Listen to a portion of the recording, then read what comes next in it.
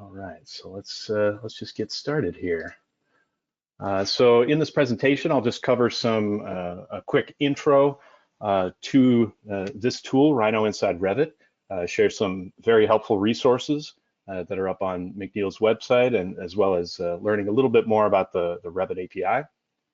I'll go through some setup and installation, quick introduction to the interface, and then we'll just dive into a few of the workflow examples I have set up here.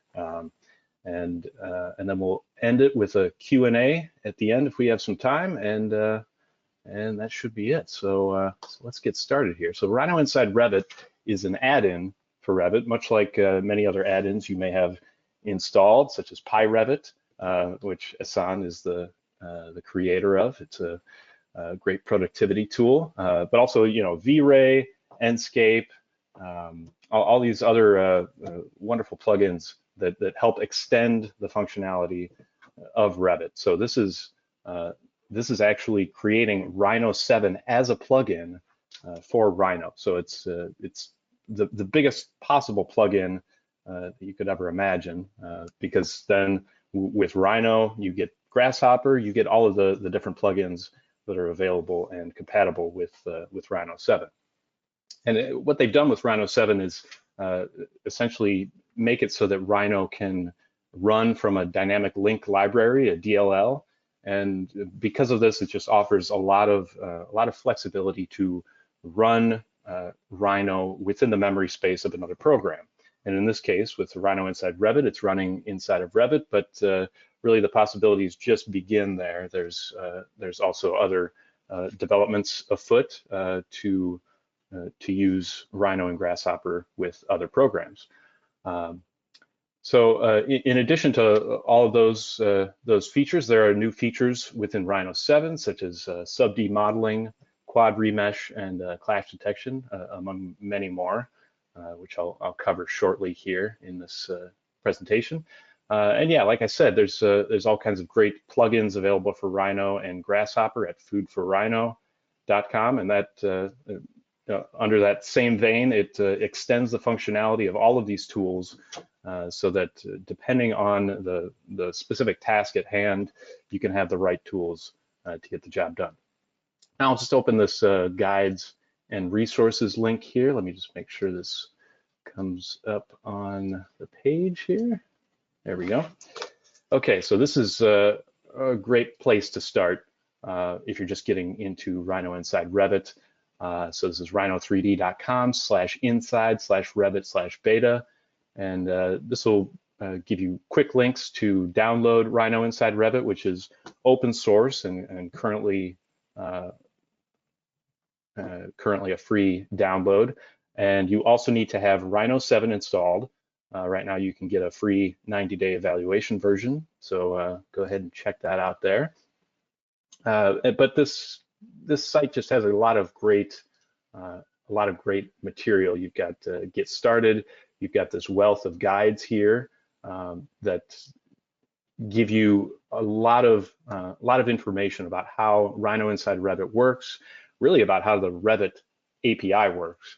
So it's a great resource for learning about all things Revit and Rhino Inside.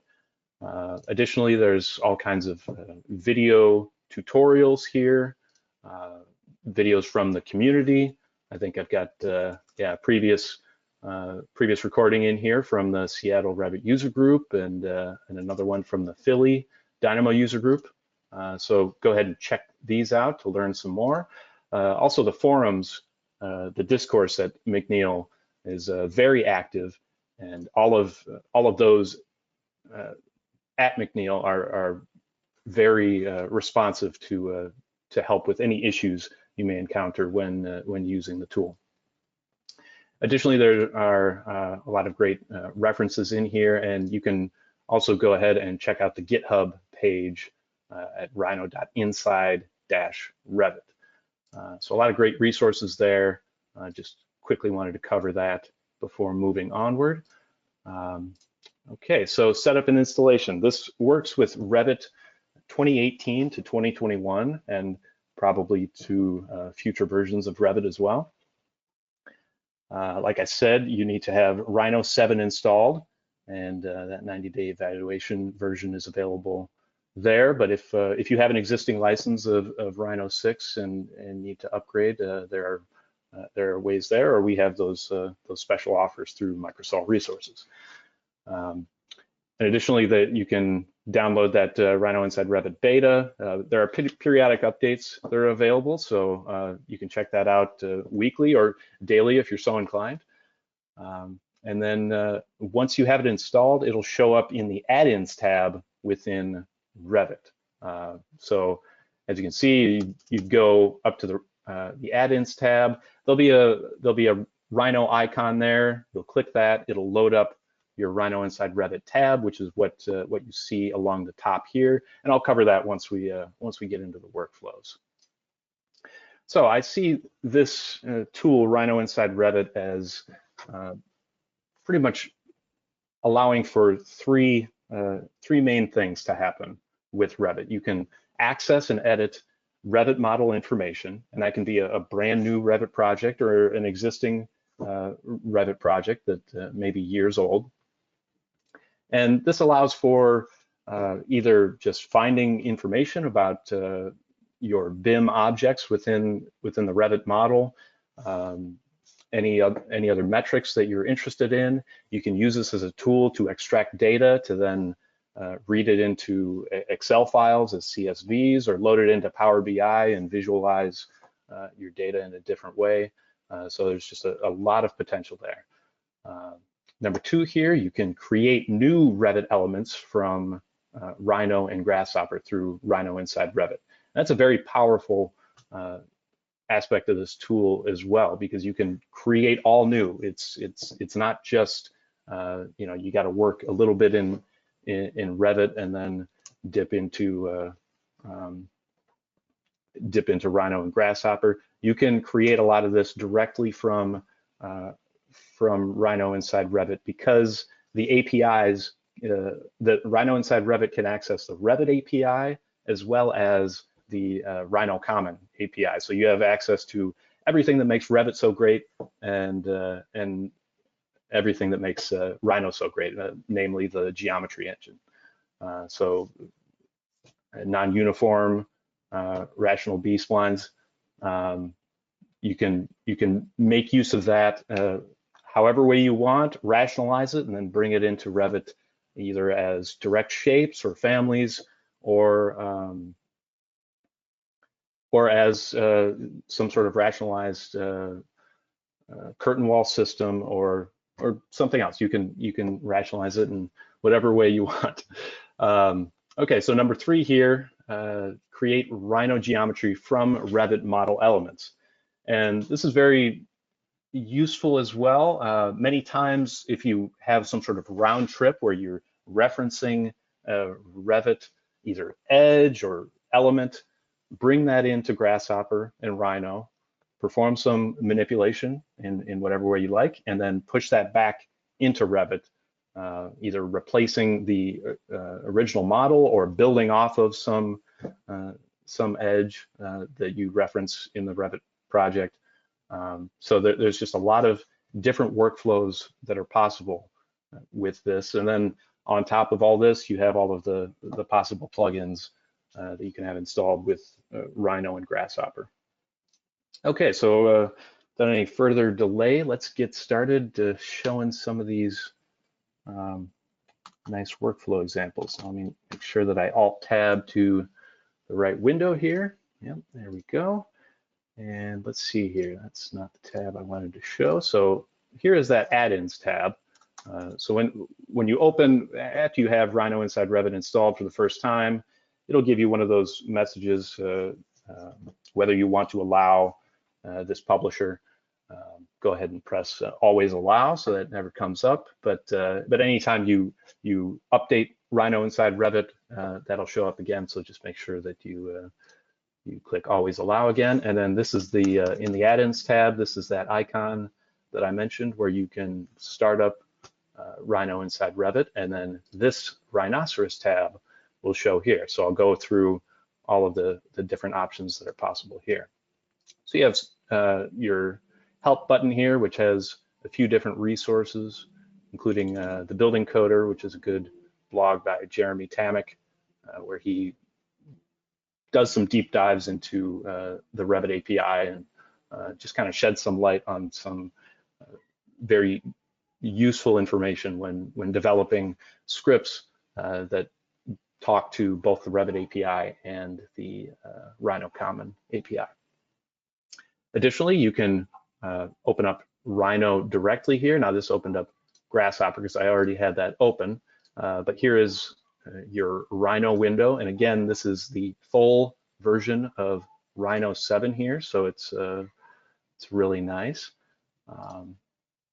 Let me continue across here. You can also import 3DM files from Rhino. Before, when the workflow may have been exporting a model from Rhino and then importing it through Revit, there can be issues with that because you are trusting Revit and Autodesk to know how to properly convert all of the Rhino geometry.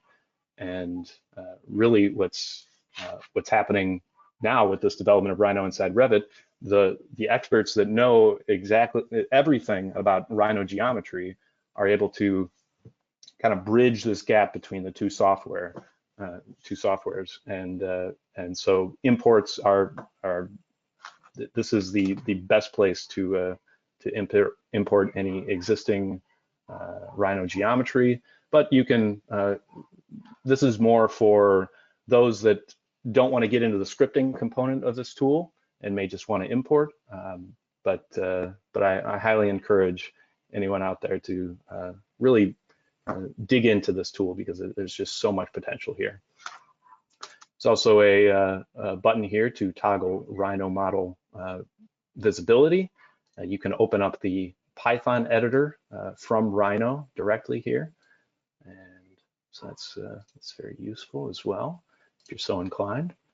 You can also open up the Grasshopper window here now because I minimized that before. It was just minimized there. So this is your main Grasshopper window. I don't have a file open, but this is the main canvas space. As I zoom in and out, I have it already set to the Revit tab here along the top, and I already have many different plugins installed across here, but we'll mainly be focused on all of these nice components that you'll find in the Revit tab. And let me just finish showing this this tab over in the Revit side of things. You also have some buttons to toggle how your preview geometry is going to show. So if you have geometry in Grasshopper that you want to see in the Revit model space here, you can toggle the visibility there. You can also lock the solver from Grasshopper. Now, and anybody that is familiar with Dynamo knows the difference between the automatic and manual. I don't think it's called solver in Dynamo, but it basically determines whether your script will automatically generate and process all the way to the end. And so if you just want to work on some things and you don't want it to be processing all along the way, you can go ahead and lock that. I'll just keep that unlocked for now. And then this is a drop down where you can determine a category that you want to bake some of the items. Now, bake is that's a term from Rhino and Grasshopper, where you have geometry in Grasshopper that you want to bring into the Rhino model space. And so it might be tough to see that little icon, but it's a little fried egg, so it's that's the bake component. And finally, this is a new feature in Rhino 7, is the Grasshopper player. And this allows you to run a Grasshopper script without having to open up the Grasshopper window and have it process in that way. So this is very similar to the Dynamo player, but this is very helpful for designing tools for any users that are not familiar with this visual scripting that Grasshopper provides.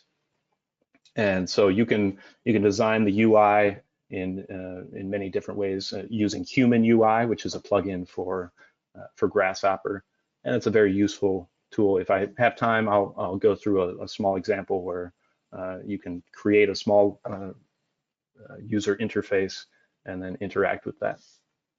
Okay, so let's just dive into Grasshopper here. Let me just make sure I got that window open, and then let's get going with some of these workflows. So first workflow is not really a workflow. It's just going to be all of the different components that you'll find within Rhino.Inside.Revit. So again, this is in the Revit tab. You'll also find some new components for those familiar with Grasshopper. And this will only be visible in Rhino.Inside.Revit, these Revit primitives here. So these will be primitive elements, model elements that you can reference from the Revit model, and so that's in that panel there under the parameters tab, and that's what we have just down at the end here. And I've remembered to put my bifocals on here, which is another component that provides the name of each of these components above where they're placed on the canvas. Additionally, I'm going to use the Control-Alt-Click to just show where some of these components are within the ribbon up there. So you may see some differences in user interface between Revit and Rhino and Grasshopper here. I really like this interface and the way that they've designed this to be very intuitive. I think all of these great icons are wonderful. They much like finding your way around the city through landmarks. I think finding your way through a script, a Grasshopper script, through these icons is very helpful, and the different color tones can help navigate along the way as well. So we just have lots of different functionality. You can build beams, floors, adaptive components, columns, and very similar to how it works in Dynamo, you provide some input. In this case, for a column, the input would be a curve, and then you would just need to specify the type of column, and that'll be Revit information that you're feeding into this Rhino.Inside.Revit component, and then it'll be able to create a new column within your Revit model. So lots of functionality here: railings, roofs, other families or adaptive components. You've got a lot of category components here. You can create direct shapes from B-reps, or a B-rep is a boundary representation, and that's one of the main volumetric entities within Rhino to define a boundary. Also have curves and meshes, which are either triangulated or quadrangulated. So a lot of direct shape capabilities there.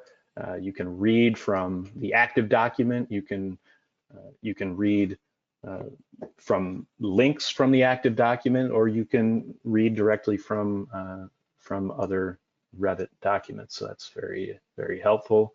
A lot of great element components here. And let me just go over to the Revit tab just to show how some of these display under the panel here. You can set this up so that you're just seeing the most used components there. You can adjust this size as well, but yeah, you can see all of the nice Revit components here. For those unfamiliar with Grasshopper too, the way that I like to add components onto the canvas is either you can click here and then click onto the canvas, and it'll place that component.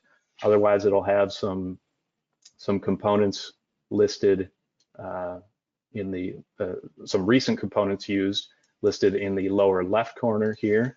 But my favorite way to add components onto the canvas is by double clicking, and then you can just start typing, and it will provide some options there. So that's really my preferred way of working with Grasshopper and adding components onto the canvas, but your preference will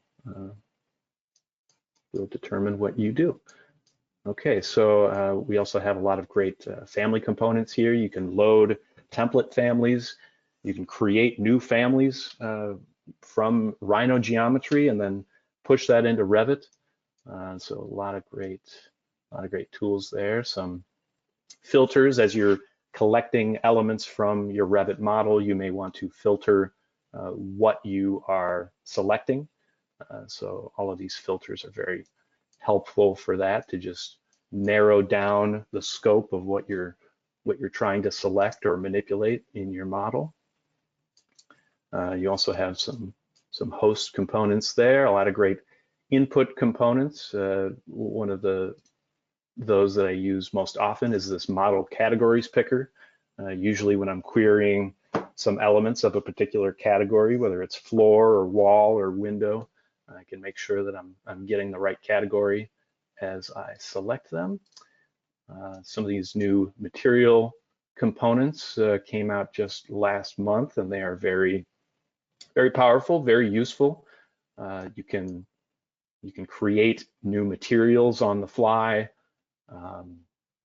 Something that may have taken just a lot of effort within the Revit environment, opening up new dialogues, creating all of these, just a lot of picks and clicks in order to accomplish that. And through this type of scripting, you can manage a lot more, not only create a lot more, but also manage, because I understand how the ability to create much more within a model means that you just have much more that you need to manage. But I think it's important to note that there are, in addition to the creation, all of the ways that Rhino.Inside.Revit facilitates the creation of Revit objects, it also facilitates the management of them as well. Okay, and then we have some model components here, some groups. We can create new group types. And again, this is just a quick overview of all of these, this different functionality here. So I think that's about it that I'll cover here. Some views types. Walls are a little bit of a different animal than some of those other build components here. So they now have their own panel at the end here. But yeah, it's a quick introduction, and you can just see how many components have been created with Rhino.Inside.Revit. So without any further delay, let's get into the first workflow example here. And this is one where I want to reference some of the Revit model elements. And in this model, this is a familiar advanced sample project from Autodesk that I'm using here. And what I want to do here is to just show how we're using Rhino.Inside.Revit components to reference some of the Revit geometry, performing some manipulation in Grasshopper, processing and manipulation, and then pushing that back into Revit through the Rhino.Inside.Revit components. So I'll just go through each one of these. I've already selected these in here, but I'll just show you how this can be done. So I'll just right-click this edge. And again, this is a Revit edge under the Revit primitives there. So just right-click, set one edge. I'll set the edge of this roof here. And then go back here. I don't know why that came back as minimized, but there we go. Set another edge. So I've got both of those edges set there. Now what I'm doing is feeding this into a flow here, which is going to essentially loft. I'm taking in the midpoint of each of these edges, and then I'm creating an array of lines here, and I can, here, let's see if I can, no, I don't think it's that one. I think it's this one that shows the array of lines here. So now you can see, and again, this is the Revit model space. So I'm previewing Grasshopper geometry in the Revit window here. So I'm creating this array of lines here, and then through this graph mapper, I'm able to change their Z position, and then I'll loft those into a surface here. And then let's see here. In this case, I'm offsetting the surface and then joining everything back together as a, let's see here. This is not going through like it, like I had it before. Sorry about that. Let's see, it's an open B-rep. Now I can do just a quick extrude for the sake of just showing this quickly. All right, make sure I get that going in the Z direction. Okay, so there I have a little bit of a thickness to that boundary representation. And so now this is just a Grasshopper geometry, Grasshopper boundary representation. I'm going to feed that into my add geometry as direct shape component. And this is where we cross back into the Rhino.Inside.Revit components.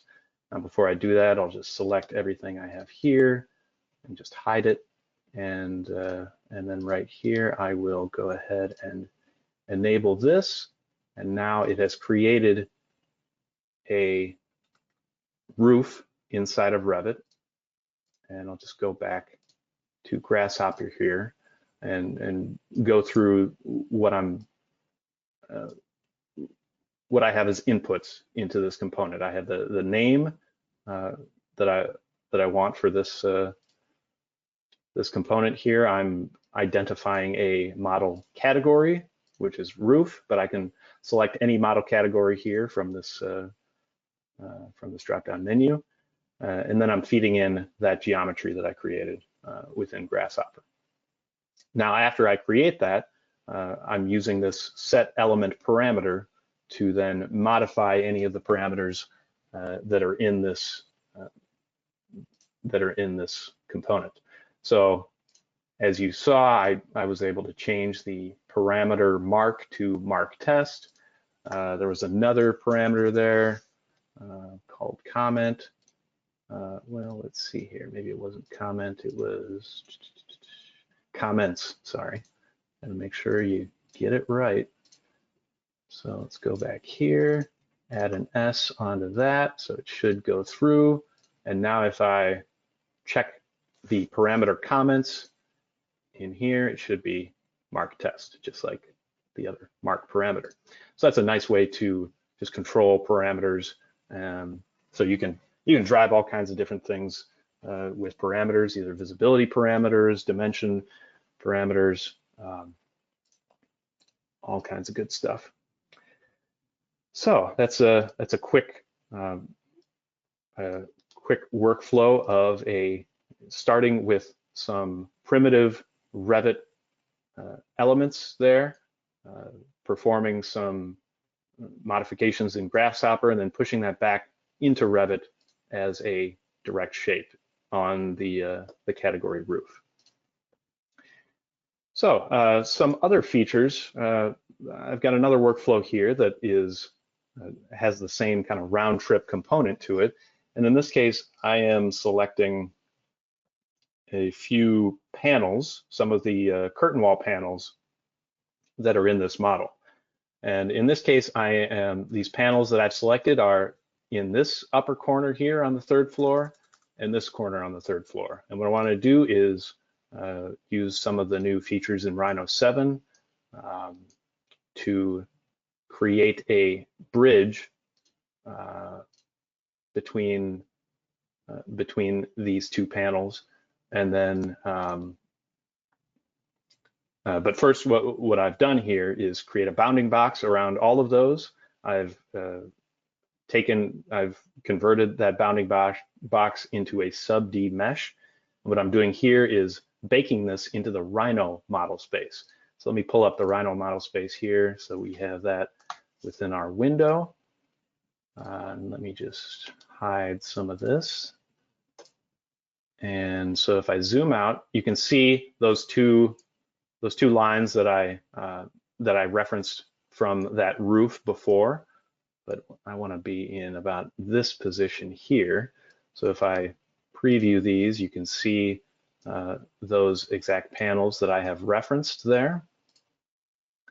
And then what I can do is use this Elefront tool to bake them so that they are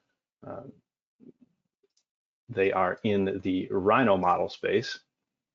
And then what I can do is use this new, so now I'm going over to the Rhino window and I'm typing in bridge. So this is what I can do with the sub-D. So it's asking for the first set of edges or faces to bridge. So I'll go ahead and try to select this panel here. Let's see. I don't know why it's not.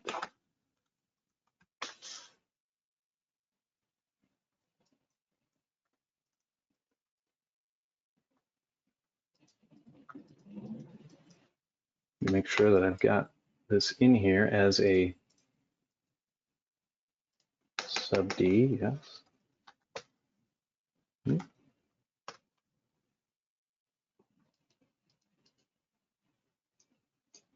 Yeah, this doesn't seem to be clicking here.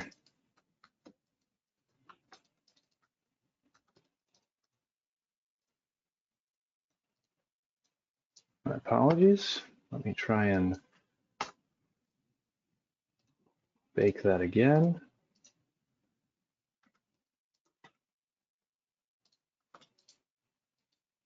There we go. Now I'm able to select some of the subcomponents there. Run the bridge command.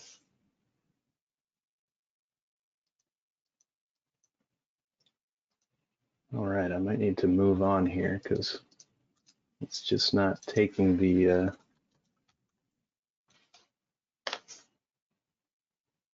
taking that face that I wanted. Just a moment. I'll just sort these by area. And then make sure that I take that first item here in this list.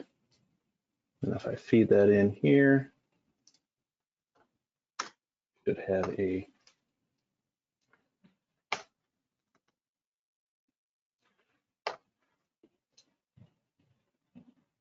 new component. Let's see if that's, I think it might be because, yes, I'm so sorry. I wasn't in the shaded mode. I was in the wireframe mode, so I couldn't select any of those faces. My apologies. So let me just delete all of that, and then I'll hide all of that. Delete this again. Can we go back in time? Nope. So let's just go ahead and do this. So let's do this bridge. Select the face there. That's my first face. That's my second face. Press enter. And now I've created a bridge across. Now I'll just set the number of segments I want between them. So here I have 6 segments across, and I can press OK, and I've got this nice bridge, sub-D bridge here. And now I can start making some modifications to this bridge. Like maybe I want to select one of these faces here. If I bring this up, you can see how that sub D resolves there. Maybe I want to bring one of these faces out as well. So let me just go to the C planes, make sure that my plane is in line with that face. Then I can select that face there, and I do that through Control Shift, and then using the gumball, I can modify the form as such. So maybe I want to create a small meeting space across that bridge, not just a connection between those points, but a little something more. So there we go. I may have wanted to center that a little bit better, but that's our bridge. And then what I can do is select this bridge that I've created and reference that within my Grasshopper canvas. So I'll set this 1D, or this sub D right here. So now I have that object within my Grasshopper space. And now I can push that into Revit through this Add Geometry Direct Shape component. So let me just snap Rhino off to the right here. And then I'll just make sure we have all this good to go. Okay. And then I just need to, and yeah, let me just cover what I'm plugging in here. I've got the name here. I've got the category of bridge framing, and then I've got the geometry going in there. So once I enable this component, it will create that direct shape inside of Revit. And as you can see, it's created that right here. And again, this can, whoop, okay, let's go back to 3D view. No, cancel, okay. So again, this is a direct shape. It's on the bridge framing category. Now I could perform more manipulation inside of Grasshopper before bringing this in so that it can come in as something other than a direct shape. But here's just a quick example here. And what I want to do here, like maybe as a designer, I don't want this bridge. I want to build the bridge, but maybe I don't want to cut down that tree, or you know, there might be. It might be. I mean, yeah. This if you can avoid cutting down a tree, that would be great. So so if we could modify this bridge in such a way that could go around that tree, that would be best. So let me just go through that workflow of how we can set that up. Let me just take a quick look at the time. Okay. Okay, so what I'm doing here, I know that the trees are going to be on the planting category.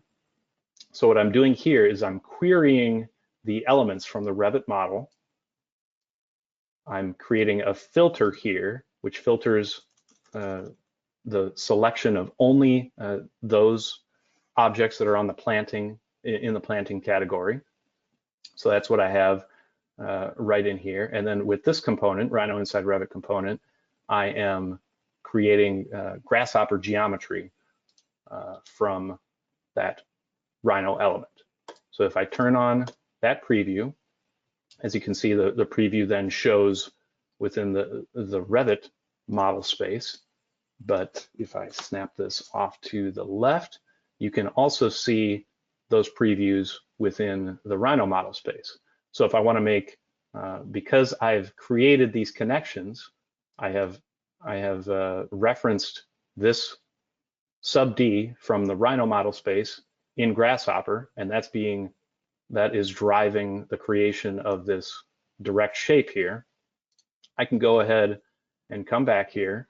I'll do my Control Shift, and then I'll select from top left to bottom right, so that I have this whole bulge area selected, and I still have that gumball set in the right direction. So I'll just need to use that gumball to pull that just out of the way of that tree. So there we go. So that's a pretty crazy looking bridge here, but I was able to do what I wanted there. And you can perform additional manipulation if you want. You can make this a little wider there. You know, do really anything you want. But this is a neat way to bring in that model information just as a preview. So I think that this is a very unique sort of tool that has its own separate model space where you can work in. I think of it like a staging area before you actually go and build it. You kind of work in this sandbox of sorts, and then once you're ready, you can push that back, make it a reality. So I've made that modification to the sub D, and because I'm referencing it here, if I snap this back over, you'll see that update has been applied to the direct shape that I have created before. So I can just confirm here that it's out of the way. So there we go. And so that's a quick example there. I want to, this hour just goes by so fast. I want to cover some of the adaptive component workflows here. So let me just save this real quick. And I'm going to shut this down, open up an adaptive component. And this project is in millimeters. So I've got one specific for millimeters. Let me just lock the solver real quick, just in case something's going to run before I want it to. Yep, let me just close that down.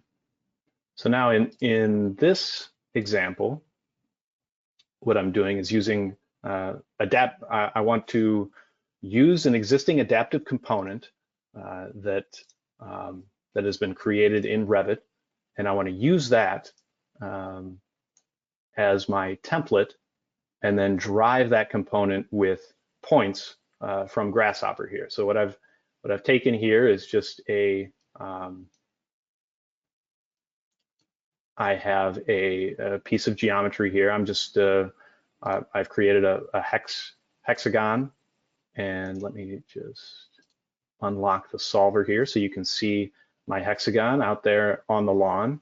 And what I've done here is feed that into the quad remesh component, which is one of the new features in Rhino 7. And what this does is subdivide that hexagon into quads. So each subdivision has 4 sides, 4 vertices. And with those 4 vertices, I can drive adaptive points. So let me just go back over here. I'm using this kangaroo component, which is a simulator within Grasshopper, just another example of what is possible with this plugin of plugins, Rhino.Inside.Revit. So what I'll do here is just reset that simulation, and you can see that it's run through one iteration of that simulation.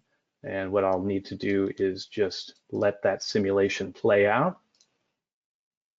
And you can see how that played out there. And what I'm doing back in here before running the simulation, I'm setting up different forces. So I've got all of those line segments are springs.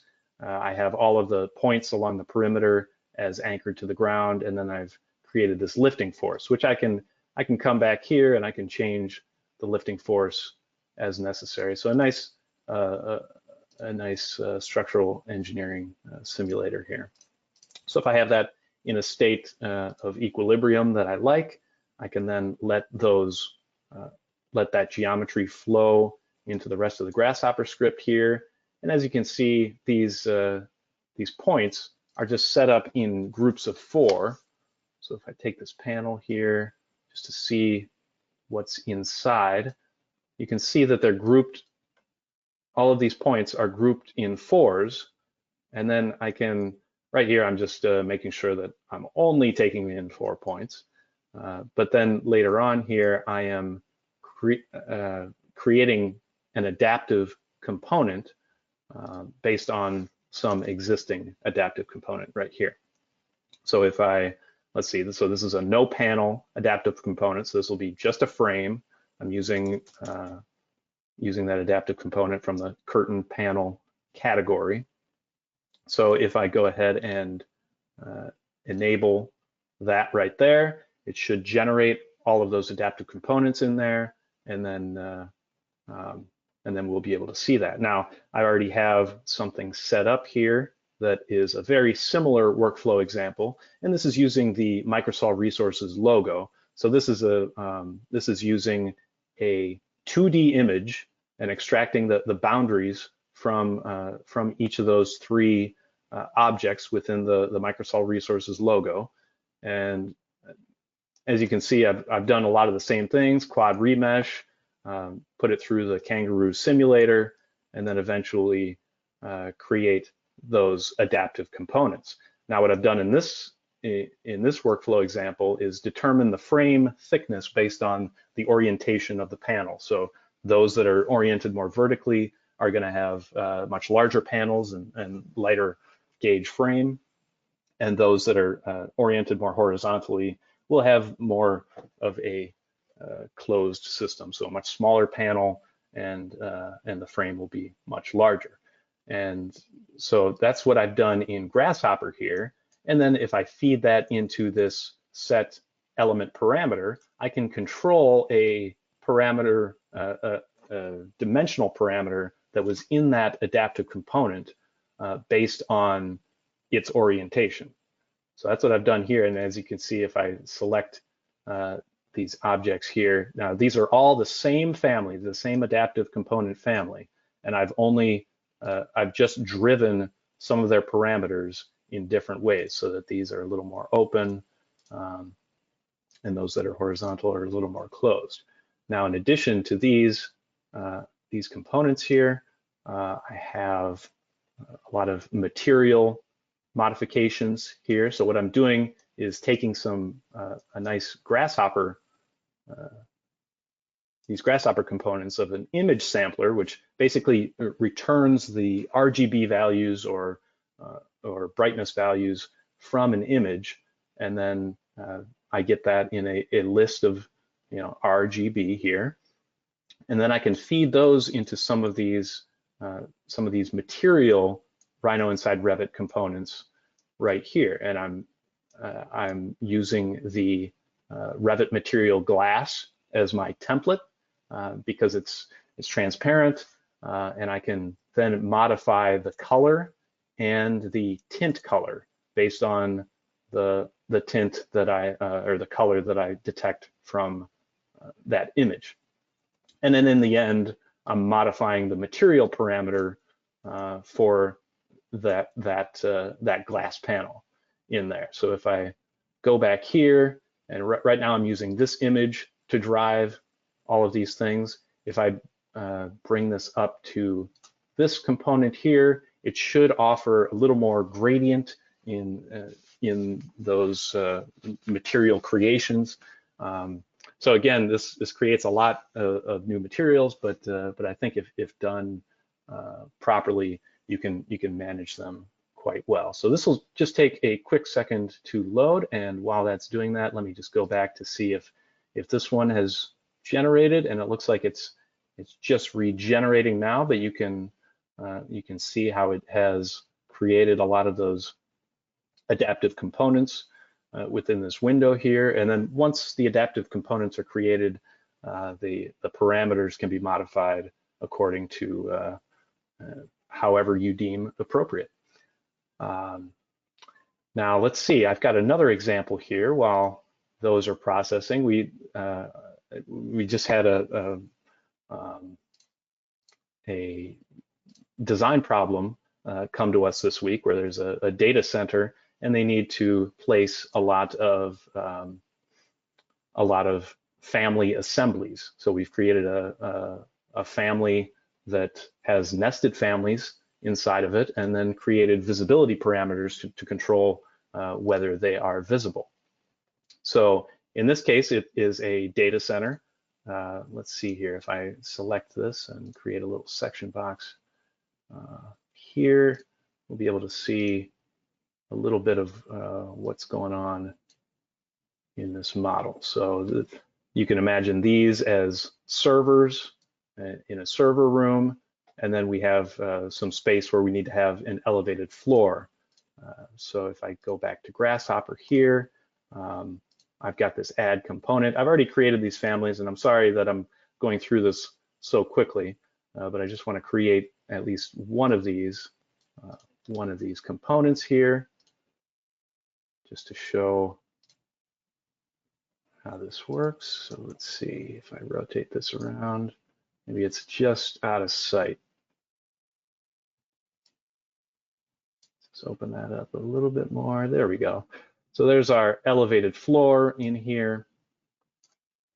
And what I can do is distribute this across the floor through some Grasshopper logic, and then control the visibility parameters. So if I scroll down here, you can see all of these parameters that have been created. I can control whether the the top right pedestal is showing, so I can uncheck that. And so that's just a Boolean, a true or false, determining whether that loads there. So there's a lot of performance benefits that you can have by driving family components in this way. But I think we are just about to the top of the hour, and I think we should wrap up these workflow examples. But I hope this gave a quick look into what is possible with Rhino inside Revit. Oh yeah, and let me just flash this back to you, just to show how the different gradient of materials are driven by that image here. So that's a neat aspect of this, and yeah, like I said, just the beginning of what is possible with Rhino inside Revit, and all of the wealth of plugins that would come with it. So let's see. Let me just switch back to the PowerPoint here. I'll copy these resources into the chat box, but I find that all of these are very helpful. Top one will be where you can buy Rhino 7 from Microsol Resources, but then there are a lot of great resources here for learning more about Rhino and Rhino inside Revit. So without any more delay here, let's try and cover some questions before the top of the hour. Thank you, Joseph. Yeah, no, thank you for all of the wonderful documentation out there. It's helped me to get to this point and hopefully get much further. So we actually didn't have any, well, other than one, we didn't have any other questions during the presentation. So I think like you captivated everybody. Okay. Well, good. I hope, and yeah, I hope if anyone out there has any questions, they can reach out to us afterward. We'll be setting up some workshops through Microsol Resources. I know that McNeel has a lot of workshops that they provide, and then a lot of the materials then put up on YouTube. And I just want to remind everyone that the recording of this webinar will be posted to the Microsol Resources Tech resources page. All right, let's see. Before we sign off here. Okay, there's a question asking for a more complex simulation than a Kangaroo one. Would Revit support it fluently? I would say you kind of need a framework to perform that calculation and complex simulation for you. Kangaroo is one of them, and I'm sure there are other ones available as well. So I guess, I don't know, Joseph, you probably have a better answer for this one. Yeah, I mean, I think with a lot of this Rhino inside Revit, you can do a lot of the simulation just in Rhino 7. And then when it comes time to wanting to bring it into Revit, you can open that Grasshopper definition through Rhino inside Revit, and then bring over the necessary geometry. So it's not necessary to run the simulation while you're inside the Rhino inside Revit environment and have it display within the Revit model space window. But as long as you then provide the necessary either edges or points or whatever you're working with, whatever you're driving the creation of those adaptive components with, then you should be good to go. As long as it's, you know, adaptive component has 4 points and you're feeding it 4 points, I think you'll be good. There was another question asking, sort of like the question around importing geometry from Rhino into Revit. So as Joseph mentioned, you can either bring the geometry as a direct shape inside Revit. Direct shape is a kind of a generic container for any sort of kind of crazy shaped geometry in Revit. That Revit doesn't necessarily need to understand what's happening with the geometry. It just needs to know how it can categorize that piece, that element inside the Revit model. The other option, which is by far the better one, is that to create native elements. So like all the components that Joseph showed for adding floors and walls and all that kind of stuff, they create native Revit elements. So they're automatically categorized correctly. They have the right behavior and stuff like that. There's no difference between a wall that Rhino.Inside.Revit creates for you using the wall component and the wall that you manually create using Revit tools. The next one is for you, Joseph. In the bridge example, the sub D geometry, is it still valid if you bring it back to Rhino, or does it lose fidelity once it becomes a direct shape? So I guess I could answer that one too. The geometry that you bring to Revit needs to pass through Revit's geometry engine. So it kind of gets converted along the way. And we, on the background in Rhino.Inside.Revit, we actually use different methods, because a lot of times the geometry in Rhino is a lot more mathematically accurate. And Revit's geometry engine is a completely different. It's a little bit older than the modern geometry engines that we have. So sometimes it sort of like misses a couple of elements, a couple of pieces and faces and whatnot. So we use either translation to sort of like bring the new geometry in Revit, or we use a file format conversion in the background to sort of like ask Revit to import this as a different file format, the geometry, to make it work better. So you kind of get a slightly modified geometry there, but you can always grab the properties of that geometry and recreate that sub-D or something like that inside Rhino as well. Mm-hmm. And yeah, you could say that Rhino file, and you have that sub-D preserved there. Exactly. So you're kind of decentralizing your whole modeling process, and you don't need to have all of your eggs in the Revit basket.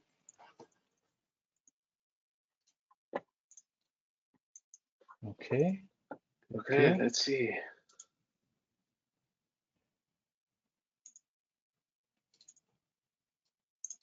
Sorry, I have a little bit of an issue navigating the GoToMeeting chat box, but let's see.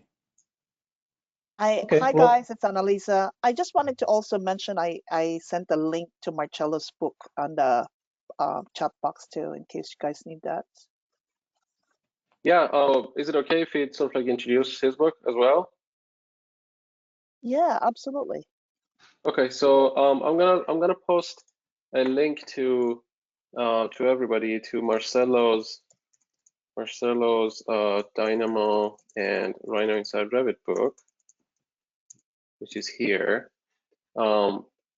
Joseph, you have the screen if you don't mind opening that and kind of like showing that. Yeah. Book. There is also a link to the website. The book has a website too, and it's a great book. He has been working on it for a long time, and he has Dynamo and Rhino.Inside.Revit workflows side by side. So every page is a workflow.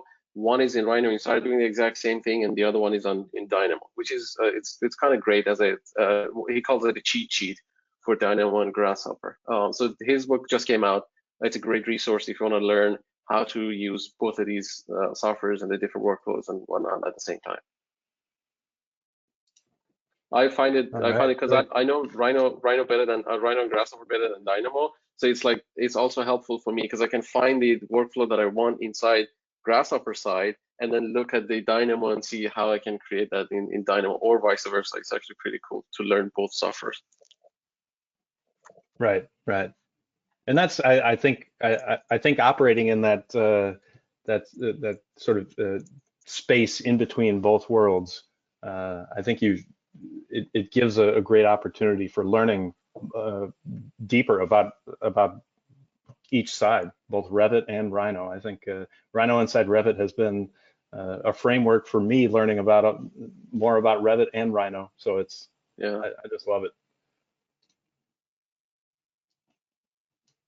All right, and right before you shared that link to the Amazon book, I posted all of those resources from the PowerPoint into the chat box. So feel free to copy those onto your machine and check those out. And yeah, I think if anybody's having issues with Rhino Inside or like design problems or anything like that, would you recommend that they post onto the forums for McNeel? Oh yeah, absolutely. If you guys have any questions related to Rhino inside Revit or Rhino, the forums are actually the same. So if you click on the forums inside the Rhino Inside Revit website, it'll take you to what we call it generally the McNeel forums. They're categorized differently, so it takes you to the right category for Rhino inside Revit, but it's the same place. You can ask Rhino questions, you can ask Rhino inside Revit questions. And like one of the things that I do on a daily basis is just to be on the forums and support the users and kind of like figure out what your needs are, what is the next like component you need to make your workflow better and all that kind of stuff.